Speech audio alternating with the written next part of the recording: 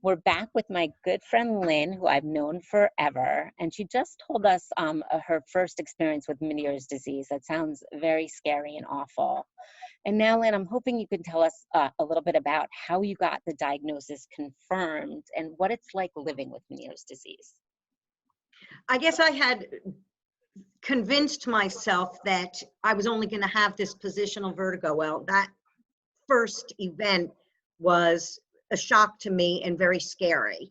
So at that point, I went back to the doctor's office and I had taken some tests to determine if I was a Meniere's patient.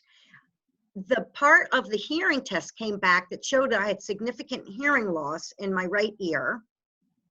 I still felt, that fullness in my ear. And they also do some testing to see if they can put you into a state of vertigo. Well, I guess I didn't go into enough of a state of vertigo, so the overall conclusion was it's not showing that I have Meniere's.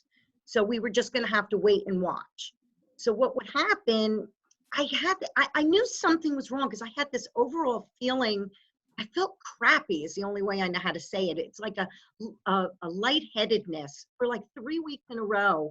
I felt lightheaded. I felt foggy. Something was off. And I had only had that one attack. Well, I guess maybe within a month, I started having more attacks. And I think, I'm trying to think exactly where I was. I don't remember exactly where I was, but let me tell you a couple of quick stories of certain attacks that I did have. I was out with my family. We were about an hour and 15 minutes from home. And I remember I had gone out the night before for Mexican food, which was very salty, I guess. And we were eating this big meal. It was a holiday. We were eating a big meal. When we started to leave the restaurant, all of a sudden I got that noise again in my ear, that very, very loud ringing.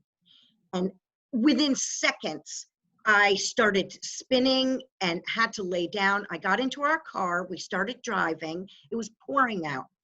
And the only way I can describe it is I felt like I was in a rocket ship plummeting to earth at 1,000 miles an hour because I felt like my spinning in my body was like all over the place.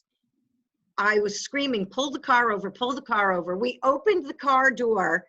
Cars are going by me at 65 miles an hour and I'm vomiting out the side of the door.